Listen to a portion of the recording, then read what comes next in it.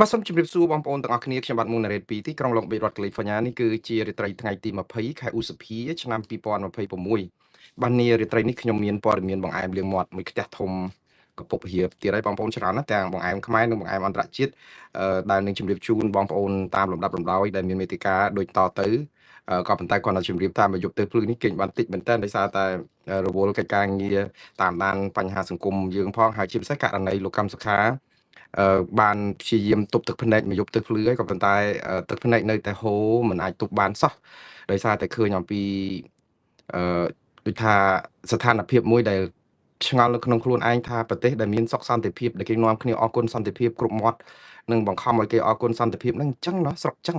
គឺប្រជាពលរដ្ឋខ្លោចផ្សាហើយកូនដែលត្រូវជួបម្ដាយដែលជារា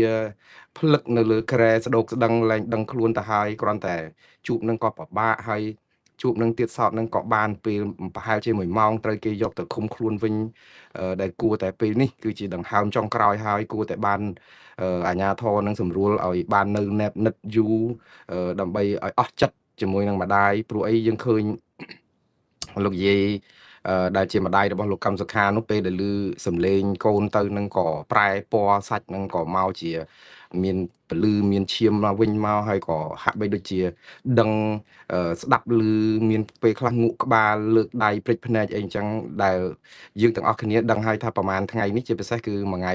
មុននេះគឺអ្នកទាំងអស់គ្នាគិតថាបាត់លោកយាយម្ដាយលោកកម្មសុខាបាត់ទៅហើយត្រូវលាចាកលោកទៅហើយដោយសារតែឲ្យធေါ်ឲ្យអីសពបែបយ៉ាងដោយសារតែជំងឺនឹងដាប់មែនតើក៏ប៉ុន្តែពេលឮសំឡេងកូនតាំងពីទូរស័ព្ទចូលមក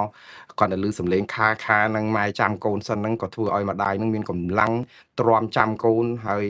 ប៉ុន្តែជាអកុសលគឺបានជួបគ្នាតិចណាស់ដោយសារតែពេលវេលាសមត្ថកិច្ចគេត្រូវប្រញាប់ដែលនាំខ្លួនលោកកម្មសុខាទៅឃុំខ្លួនវិញ